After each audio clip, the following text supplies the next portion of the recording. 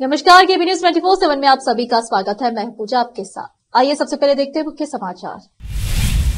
कर्नाटक सरकारी नौकर संघ बीदर यूनिट के पदाधिकारियों की नियुक्ति के लिए किया गया चुनाव, निकाली गई रैली। बसपा कल्याण में 23 दिसंबर को अमित शाह के खिलाफ होगा विरोध प्रदर्शन। बसपा कल्याण में दलित संगठनों की ओर से की गई प्रेस मीट। अपराध साबित करने के लिए हमारे पास ऑडियो वीडियो सबूत। सीटी रवि मामले में मुख्यमंत्री सिद्धरामैया का दावा। ये लोकतंत्र पर सीधा हमला। चुनाव नियम में हुए बदलाव पर मल्लिकार्जुन खड़गे का सरकार पर तीखा प्रहार। प्रधानमंत्री नरेंद्र मोदी को कुवैत का सर्वोच्च राष्ट्रीय सम्मान अमीर शेख ने the order of Mubarak al Kabir से नवाजा। दिल्ली पुलिस ने लापता और अगवा किए गए 216 नाबालिग बच्चे अलग अलग स्थानों से ढूंढ निकाले।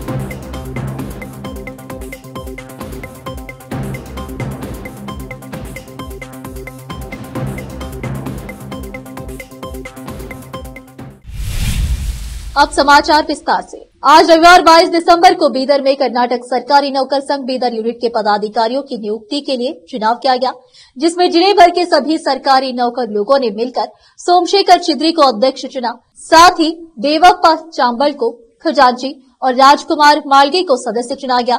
इस अवसर पर प्रतापनगर से एक भव्य रैली निकाली गई, जो अम्बेडकर सर्कल से होते हुए शहर के सभी मुख्य रास्तों से गुजरी। इस अवसर पर तीनों पदाधिकारियों ने मीडिया से बात की। केपी न्यूज के लिए कैमरामैन महेश टिक्के का कवरेज। गृह मंत्री अमित शाह द्वारा डॉक्टर बाबा साहेब भीमराव अम्बेडकर के बारे में अपमानजनक बात कहने के खिलाफ बसपा कल्याण में 23 दिसंबर 2024 को विरोध प्रदर्शन किया जा रहा है। इस संबंध में इसके चलते दलित संगठनों की तरफ से और अल्पसंख्यक संगठन की ओर से प्रेस मीट कर बसपा कल्याण तालुके की जनता को इस प्रोटेस्ट में शामिल होने की अपील की गई। बसपा कल्याण से केपी न्यूज के लिए संवाददाता समीर शेख की रिपोर्ट। कर्नाटक में भाजपा एमएलसी सीटी रवि पर महिला और बाल कल्याण मंत्री लक्ष्मी हेब्बाळकर के खिलाफ अपमानजनक टिप्पणियां करने के मामले में मुख्यमंत्री सिद्धरामैया ने प्रतिक्रिया दी।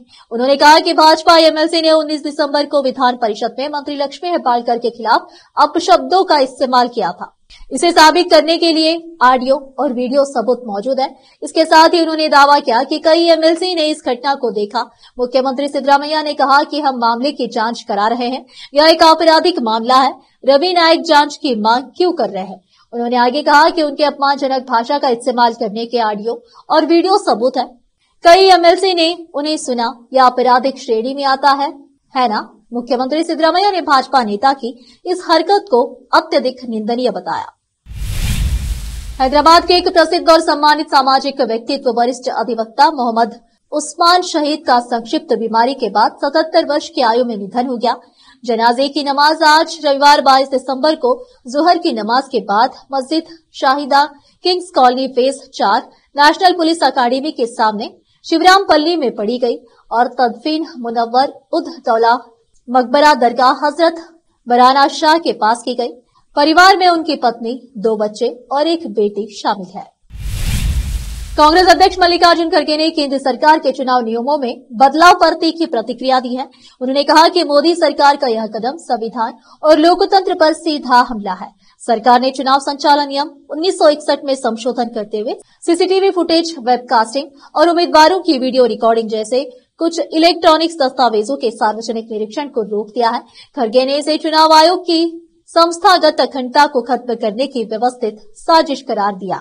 खड़गे ने सोशल मीडिया प्लेटफॉर्म पर पोस्ट करते हुए कहा कि यह पहली बार नहीं है जब मोदी सरकार ने चुनाव आयोग की स्वतंत्रता पर प्रहार किया है। उन्होंने आरोप लगाया कि पहले सरकार ने चयन समिति से भारत के मुख्य न्यायाधीश को हटा दिया, जो चुनाव आयुक्तों की नियुक्ति करती थी। अब सरकार हाईकोर्ट के आदेश के बावजूद चुनावी जानकारी को जनता से छिपाने भी लगी है। कांग्रेस अध्यक्ष खड़गे ने दावा किया कि कांग्रेस द्वारा की गई गंभीर शिकायतों को चुनाव आयोग ने नजरअंदाज किया है, जिससे आयोग की स्वतंत्रता पर सवाल खड़े होते हैं। खड़गे ने कहा कि मोदी सरकार की यह सोची समझी साजिश चुनाव आयोग की अखंडता को खत्म करने की है। यह लोकतंत्र और संविधान की मूलभूत संरचना को कमजोर करने का प्रयास है। कांग्रेस पार्टी इस हमले के खिलाफ हर संभव कदम उठाएगी। अब फिलहाल लेते एक छोटा सा ब्रेक।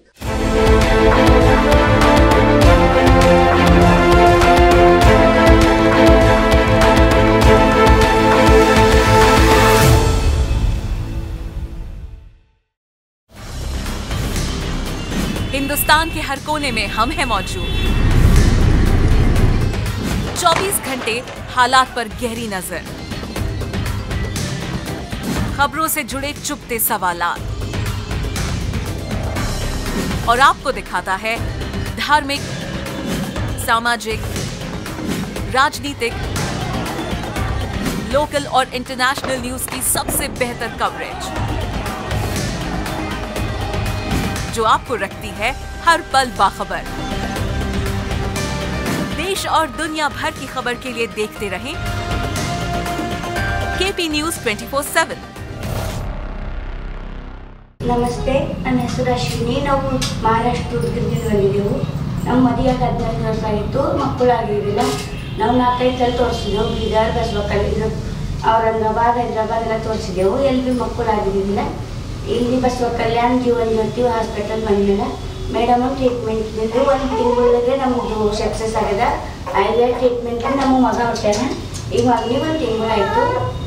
नूर एजुकेशन ट्रस्ट बीदर की ओर से चलाए जाने वाला Noor M Ed and B Ed college Bidar, recognized by NCTE Delhi and affiliated to Bidar University Bidar.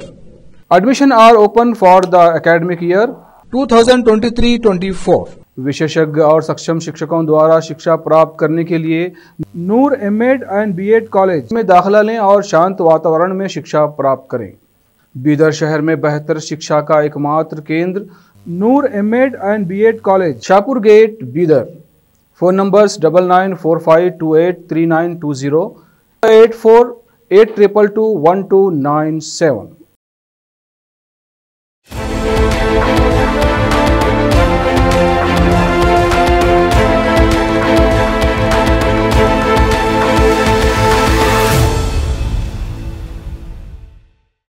Break के बाद आप सभी का स्वागत है। आइए देखते हैं देश के अन्य समाचार। प्रधानमंत्री नरेंद्र मोदी को कुवैत दौरे के दूसरे दिन बयान पैलेस में आयोजित एक समारोह में कुवैत के अमीर शेख मिशाल अल अहमद अल जबर अल सबा द्वारा कुवैत के सर्वोच्च नागरिक सम्मान मुबारक अल कबीर ऑर्डर से सम्मानित किया गया। प्रधानमंत्री मोदी ने इसे व्यक्तिगत सम्मान मनाने के बजाय इसे 140 करोड़ भारतवासियों का सम्मान बताया है। आपको बताते चले कि Order of Mubarak al Kabir award पारंपरिक रूप से विदेशी राष्ट्र अध्यक्षों और दुनिया के अन्य शाही परिवारों के सदस्यों को उनके देश की कुवैत से मित्रता के प्रतीक चिन्ह के रूप में दिया जाता है। Order of Mubarak al Kabir सम्मान अब तक 20 से अधिक अंतर्राष्ट्रीय हस्तियों को मिल चुका है। ऐसे में अब पीएम मोदी कुवैत के उन चंद बेहद करीबी लोगों में शामिल हो गए हैं जिन्हें कुवैत के अमीर ने इस सम्मान ने नवाजा। कश्मीर घाटी में ठंड ने इस साल 50 साल का रिकॉर्ड तोड़ दिया। श्रीनगर में शनिवार की रात का तापमान 8.5 डिग्री सेल्सियस तक गिर गया, जो 1974 के बाद दिसंबर की सबसे ठंडी रात रही। कश्मीर में 40 दिनों तक चलने वाले शीतकालीन दौर चिल्लई कला ने पूरी घाटी को जमने पर मजबूर कर दिया है। डल झील की सतह जमने लगी है और कई इलाकों में पानी की पाइपलाइन भी बर्फ में तब्दील हो गई है। गहरी ठंड के साथ साथ बिजली कटौती ने कश्मीर के निवासियों की मुश्किलें और बढ़ा दी है। श्रीनगर और आसपास के इलाकों में बार बार बिजली जाने से लोग अपने घरों को गर्म रखने के लिए पारंपरिक तरीकों जैसे कांगड़ी और लकड़ी से बने हमाम पर निर्भर हो रहे हैं। आधुनिक इलेक्ट्रॉनिक उपकरण ठंड में बेकार साबित हो रहे हैं। गृह मंत्री अमित शाह आज त्रिपुरा के दौरे पर है। विशाल जनसभा को संबोधित करते हुए उन्होंने त्रिपुरा में लोगों से पूछा कि लोगों को सरकारी योजना का लाभ मिला कि नहीं। यहाँ वह ब्रू रियांग समुदाय के लोगों से मिले और उनसे बातचीत की। उन्होंने कहा कि मेरे जीवन के अब तक के वे काम जिनसे संतुष्टि मिलती है उसमें से सबसे अहम ब्रू रियांग सेटलमेंट का काम है। गृह मंत्री अमित शाह ने आज इन इलाकों का दौरा किया और 650 करोड़ से ज्यादा की परियोजनाओं का लोकार्पण किया। ढिलाई इलाके में गृह मंत्री अमित शाह ने ब्रू रियांग के इन शरणार्थियों से मुलाकात की। बासा ढलाई में पुनर्वास कॉलोनी जहां 440 परिवारों को बसाया गया है जो मिजोरम से आए थे और त्रिपुरा में रह रहे थे। गृह मंत्री ने यहाँ लोगों से पूछा कि उनके पास रोजगार का साधन क्या है। स्कूलों के हालात के बारे में भी उन्होंने उनसे पूछताछ की। शाह ने लोगों से पूछा कि उनके स्कूलों में शिक्षक है या नहीं। दिल्ली पुलिस की अपराध शाखा ने 216 बच्चों को इनकी मुस्कान लौटाई है। साल 2024 में दिल्ली के अलग अलग पुलिस स्टेशनों से कथित तौर पर लापता और अपराध कुल 216, 150 लड़कियां और 66 लड़के नाबालिग बच्चों को बरामद किया गया। वे अपने करीबी और प्रियजन से फिर से मिल सके हैं। दिल्ली पुलिस ने लापता और अपहरण किए गए 11 वयस्कों को भी बरामद किया है। कुल बरामद बच्चों में से 89 नाबालिग बच्चों को भारत के कई राज्यों में छापेमारी करने के बाद बरामद किया गया। अपहरण के मामलों के 38 संदिग्धों को गिरफ्तार किया गया है। दिल्ली के पुलिस स्टेशनों में अपहरण के 150 से अधिक मामले दर्ज हैं।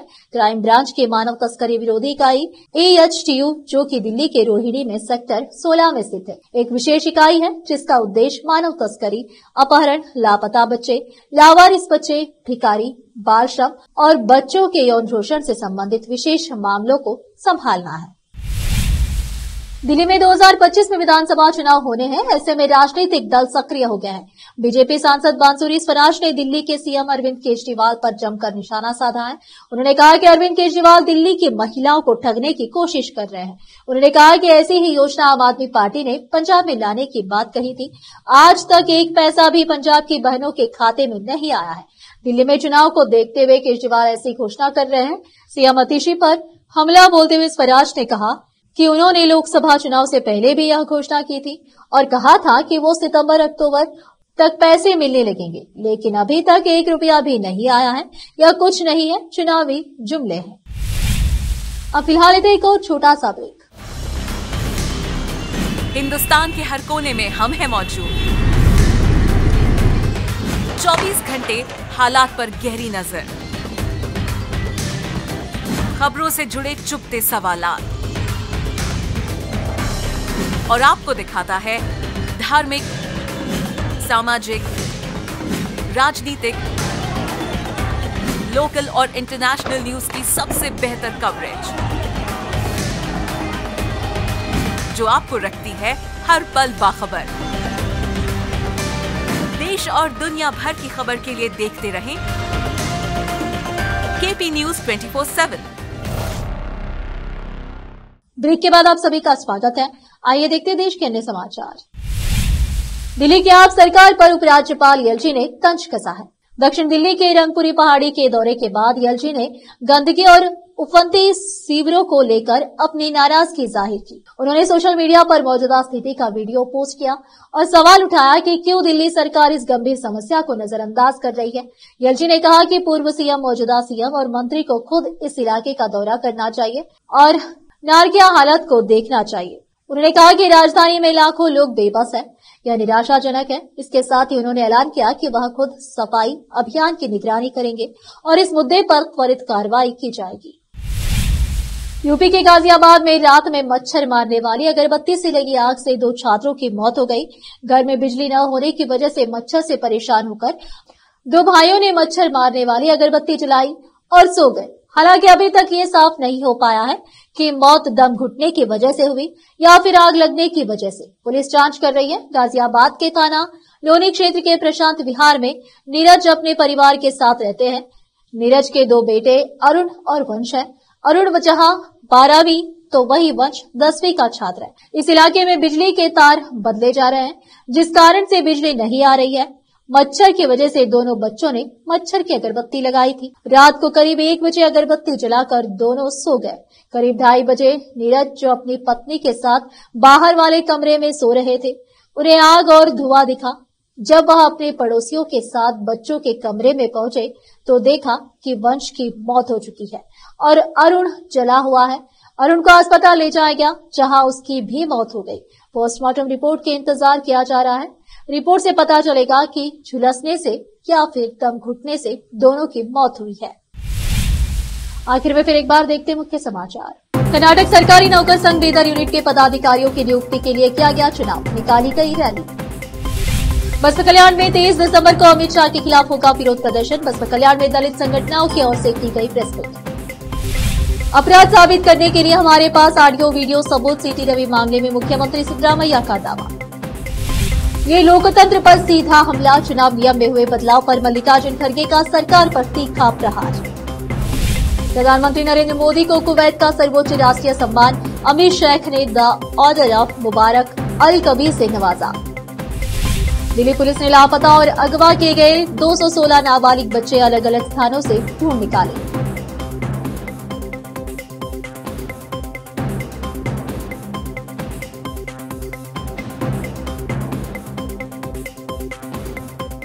केपी न्यूज में इस वक्त के लिए इतना ही। देश प्रदेश के समाचारों के लिए देखते रहिए आपका अपना चैनल KP News 24/7 धन्यवाद।